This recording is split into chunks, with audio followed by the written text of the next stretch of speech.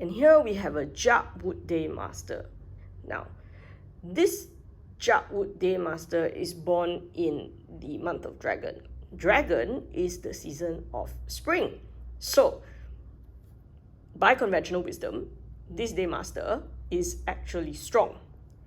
Now, the main problem with this Day Master, and I suppose this somewhat goes to illustrate quite why the whole strength and weakness issue is not really a definitive way of looking at Day Masters. And I'm obviously going to muddy the waters here for everybody who's a beginner and going just on the sort of strength of the elements as the most important theory out there in Bazi. Clue it's not, is this Day Master, which is wood, Jia Wood in particular, is actually considered not rooted.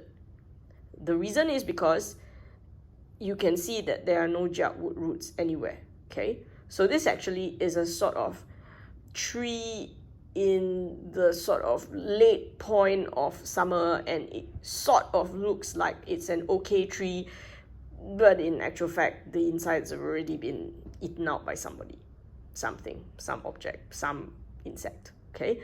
So this kind of chart actually gives most people fits because they're like, oh, it's strong, but how come the advice that I'm giving to the person doesn't seem to be working? I'm telling them that they need to use 7 killings, I'm telling them that they need to use wealth, I'm telling them that they need to use output, and somehow none of this is landing.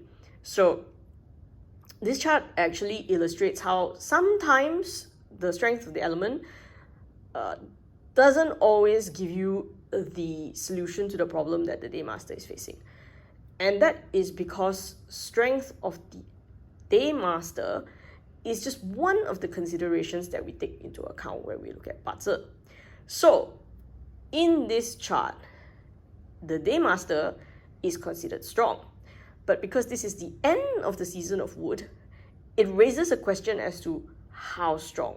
Furthermore, when it comes to Jia Wood, rooting, because a tree must have roots, is much more important than season on some levels, right? So here, as you can see, this tree has no roots. I mean, I'm not going to count this little yeet wood here and this little yeet wood here, because remember, in Dragon, wood is in the graveyard.